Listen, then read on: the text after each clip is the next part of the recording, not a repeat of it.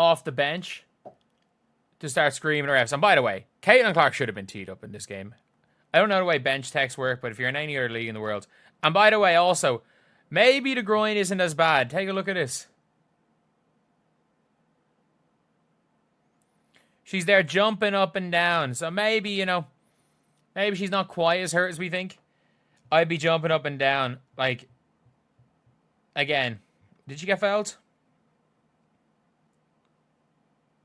The Indiana Fever secured a significant victory over the Las Vegas Aces in a competitive matchup that featured outstanding individual performances and controversial officiating moments. Several players delivered exceptional contributions during crucial periods of the contest. Kelsey Mitchell provided spectacular fourth-quarter performance that proved decisive in the team's success. Her late-game execution and clutch shooting helped secure the victory during the most critical moments. Mitchell's contributions exemplified the type of leadership needed during high-pressure situations. Sophie Cunningham delivered another impressive performance, continuing her recent stretch of excellent play. Maybe.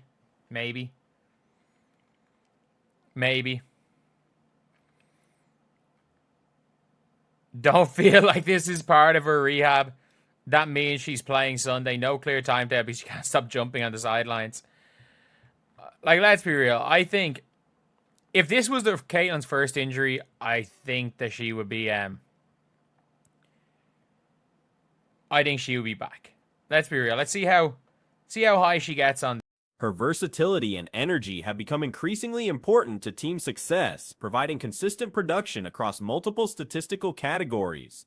Natasha Howard contributed significantly through the first 3 quarters, establishing early momentum and interior presence. Her performance helped set the foundation for the team's eventual victory despite facing challenging matchups against Las Vegas's talented frontcourt. Aaliyah Boston deserves recognition for her defensive efforts against Aja Wilson, one of the league's premier players.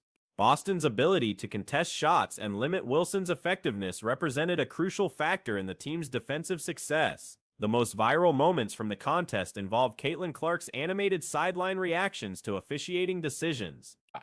Let's be real. Let's see how high she gets on this. Let's see how high she gets on this jump. So we're going to put this on, you know, I'll put this on 25 speed. Let's see how high she gets on the jump.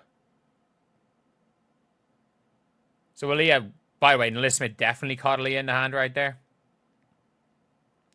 Not too high in the first jump. Like, she is leaping. She is absolutely leaping for that second jump.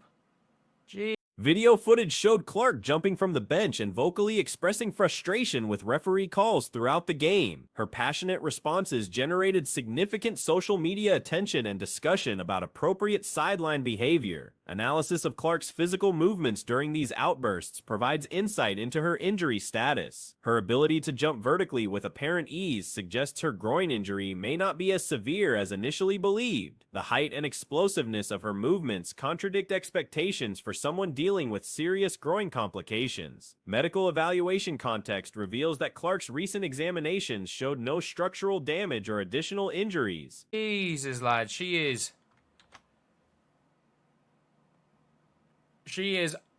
extremely high off the ground complaining about the referees there. Like, that is vertical leap. That is vertical leap. Like, if this was an Angel Reese fan with that vertical leap, they'd be saying she's close to dunking. Because if you guys haven't seen the All-Star game, Angel Reese board tapped. And they said she was close to dunking. Like, while this represents positive news regarding long-term health, it also creates uncertainty about the exact nature of her condition. The absence of visible damage on scans presents both encouraging and concerning implications for treatment approaches. Technical foul considerations arise from Clark's vocal sideline behavior. In most professional basketball leagues, such demonstrative criticism of officials would result in technical fouls or bench penalties. The official's decision not to assess technical fouls may reflect different enforcement standards or consideration of her injured status. League technical foul rules regarding bench personnel vary across different professional basketball organizations. This is how far board tapping is away from dunking. So, and I can a lot of time it's anecdotal evidence. I've dunked about 10 times in my life. And at 28 years old, post Achilles tear, pulmonary embolism, and about 20 pounds heavier than I was at my peak, I can standing board tap. And I could have standing board tapped when I was 25 pounds. Some leagues distinguish between head coach technical fouls and bench technical fouls, with different consequences for each category. Understanding WNBA-specific rules becomes relevant when evaluating appropriate responses to sideline behavior. The contrast between Clark's physical capability during emotional outbursts and her inability to play raises questions about injury severity and recovery timeline. Her apparent mobility and explosive movement suggest physical readiness that conflicts with medical staff decisions to keep her sidelined. Recovery timeline considerations become complex when dealing with multiple injuries throughout a single season. Clark's current groin issue represents her third separate injury this season, creating additional caution regarding return-to-play decisions. Board tapped when I was 25 pounds heavier than I am now. 3 or 4 months ago, I was still probably able to standing board tap. And, like, I'm not even remotely close to dunking. Like, it's so big of a difference. Like, the gap between, like, grabbing the rim, which I'm convinced Angel Reese can definitely grab the rim. To dunk, you gotta be about that much over the rim. You gotta be about that much over the rim and have big enough hands to palm the ball. And if it's 2 hands, you have to be that much over. Medical staff likely prioritize long-term health over immediate competitive needs. Comparative analysis of similar situations suggests that first-time injuries might receive more aggressive treatment timelines. However, the pattern of multiple injuries throughout the season justifies conservative approaches to prevent recurring problems or additional complications. The officiating quality during the contest contributed to Clark's frustration and that of other team personnel. Multiple questionable calls and missed infractions created an environment where emotional responses became understandable, even if not professionally appropriate. Video analysis reveals specific instances where obvious fouls went uncalled, contributing to player and coaching staff frustration. 2 hands, you have to be that much over the rim because you can't overly stretch on one hand for it. But, yeah, if it was an Angel Reese fan, they'd be saying, you know, with that vertical, she'd be dunking. But, yeah, at the end of the day, it is a funny clip. It is a funny clip. If it was reversed, Wilson would be at the free throw line. Not wrong. Ain't nothing wrong with her knee. Yeah, nothing's wrong with her knee. Nothing was ever wrong with her knee. It's a quote.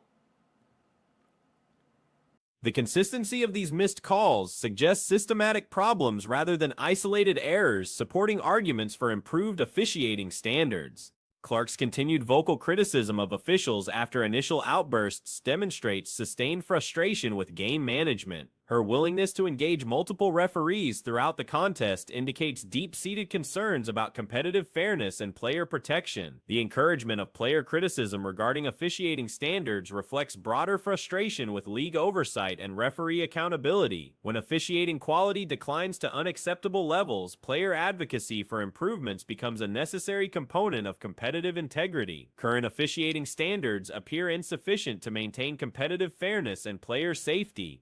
It's a quote. I do, doctor, take rest, take it easy. Rolls footage. Like, I think in general, when it comes to Caitlin's injury, like, a lot of people are talking about this, and they're talking about it in a way where it's like, okay, yeah, Caitlin is, like, she's not hurt, or she's faking it and stuff, but I'm like, no new injury showed up. And, like, there was no injury that showed up the first time either. Like, there was nothing that's showing up on scans, which is a positive. The pattern of controversial decisions and missed calls across multiple games suggests systemic problems requiring administrative intervention and reform efforts. Clark's injury management approach reflects the complexity of dealing with soft tissue problems that don't appear on diagnostic imaging. Medical staff must balance player desire to return with long-term health considerations, particularly when dealing with recurring injury patterns. The team's ability to succeed without Clark demonstrates organizational depth and resilience. However, However, her obvious engagement and passion from the sideline indicates readiness to contribute when medical clearance allows her return to active competition. Social media reaction to Clark's sideline behavior highlights the ongoing interest in her activities regardless of playing status. Instance of a player getting fined for that. If I'm wrong, let me know in the comment section below. But let's get right into this, shall we? The first two times the New York Liberty and the Indiana Fever went head-to-head, they drew monster numbers on basic cable. The first time, CBS, 2.2 million average viewers. The first time these two teams matched up. The second time these two teams matched up on ABC.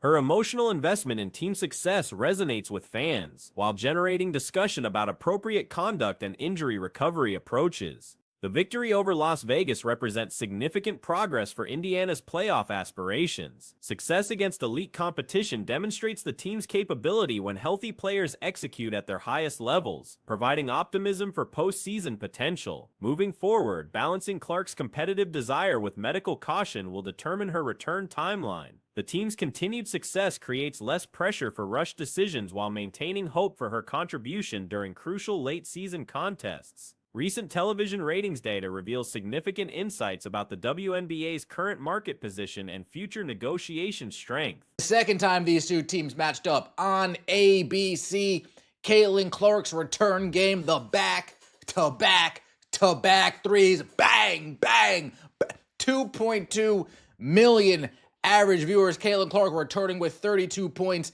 in her own right. We thought she was back in action. Unfortunately, she's been out with injury a few times since then. But the third time, people were wanting to know how this game would perform. Coming off the momentum, I guess if you want to even say momentum, of the All-Star Game without Caitlin Clark attracted 2.2 million viewers, representing a decline from the previous year's 3.4 million that featured Clark's participation. However, this figure established the second highest viewership in WNBA All-Star history, demonstrating sustained audience interest beyond individual player appeal. This viewership pattern illustrates two crucial market dynamics. Clark's presence generates record-breaking audiences, while her absence still produces historically exceptional results. This phenomenon mirrors Tiger Woods' impact on professional golf, where individual star power elevated the entire sport's profile and financial standing. The ratings data supports arguments for enhanced player compensation and league valuation. Coming off the momentum, I guess if you want to even say momentum, of the drama that the All-Star Weekend produced, whether you want to say trying to counter the fall of momentum that WNBA All-Star produced. I'm not exactly sure how you want to phrase it. Game 3 between the Fever and Liberty on ESPN did 1.18 million viewers, with 200,000 viewers in the 18 to 49 demographic. 1.18 million viewers on Even without the league's primary attraction, viewership exceeded historical benchmarks by substantial margins. This sustained interest indicates genuine growth rather than temporary celebrity-driven attention. Economic parallels exist across multiple industries regarding star-driven market expansion. Woods transformed golf economics not merely through personal earnings, but by increasing tournament purses and overall prize money throughout the PGA Tour. His presence elevated lesser-known players' earning potential and created broader commercial opportunities. Similar dynamics currently affect WNBA economics. ESPN. Those are numbers that ESPN has to be extremely happy about. I continuously say, if it's on cable, 750,000 viewers or more should be considered a W for the WNBA.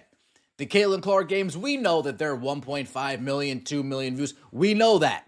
But the non-Caitlin Clark games, 1.18, huge number. Make no mistake, Clark's popularity has generated increased attention for all teams, players, and league initiatives. Regular season games receive prominent coverage on major sports networks, with highlights appearing alongside traditional men's sports programming. This mainstream integration represents unprecedented visibility for women's professional basketball. Historical financial performance becomes less relevant when evaluating current market conditions. Many successful business ventures operate at losses during growth phases while building long-term value. value. Make no mistake, this is still part of the Caitlin Clark effect. How do I know that, you might ask? Because the last couple times we saw the New York Liberty without Caitlin Clark against the Mercury in an Ion game, they did 610,000 viewers. Without Caitlin Clark in the game, but still Caitlin Clark coming in behind them, the New York Liberty versus the Aces did 1.3 million viewers.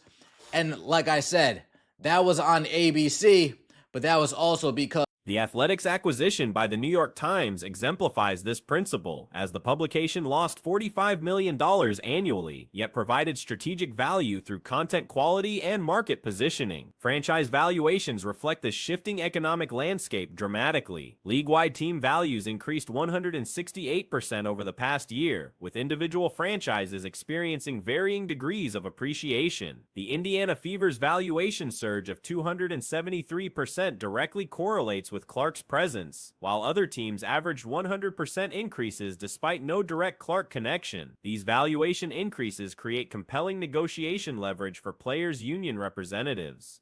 But that was also because Caitlin Clark was coming on right after that. Now, one thing I would say when it comes to this 1.18 million view number, if you want to find a caveat, right? If you want to poke holes in this rating, that's what we like to do here. We like to poke holes. We like to have fun. Can you blame me? Can you blame me? The last time Caitlin Clark was on national TV against the Connecticut Sun, Contract timing significantly influences bargaining power across all business sectors, whether technology, media, or professional sports. The WNBA's current popularity surge coincides perfectly with collective bargaining agreement renegotiations. Previous financial losses become irrelevant when current market conditions demonstrate clear upward trajectory. Investors who purchased franchises during low valuation periods now possess assets worth substantially more than initial investments. This appreciation creates incentives for maintaining and expanding current market momentum. TV against the Connecticut Sun on that same network called ESPN. As a matter of fact, literally a week prior to this New York Liberty game, 1.7 million. 1.7 million. So although 1.18, huge number, big number, that's still a 500,000 people drop off coming out of the All-Star break. 500,000 people. Remember, she's injured. Expansion success further validates league growth potential. The San Francisco Bay Area franchise utilizes the Warriors Arena and consistently sells out home games. This achievement occurs independently of Clark's direct influence, suggesting broader market appetite for women's professional basketball. Revenue sharing negotiations will likely settle between current 9% player compensation and the 50% standard in men's professional leagues. The star-driven nature of current WNBA popularity justifies different compensation structures compared to more balanced talent distributions. A break. 500,000 people. Remember she's injured, was reminded she's injured, turned on, saw that she was injured, or are just turned off based on how WNBA All-Star Weekend played out. But that is a significant drop-off as well. From 1.7 to 1.18. Is that like a 30% drop off? 28% drop? Numbers are pretty severe as well. Sophie Cunningham. Oh gosh. Sophie Cunningham. A settlement range of 25 to 35% appears realistic given market dynamics and comparative league standards. Individual star dominance doesn't diminish negotiation strength when that dominance creates measurable value increases. Golf networks paid premium rates for Tiger-era coverage despite his singular impact on ratings. Tournament organizers, sponsors, and media partners benefited from elevated exposure regardless of whether Woods won individual events. Clark's projected career longevity enhances long-term value propositions.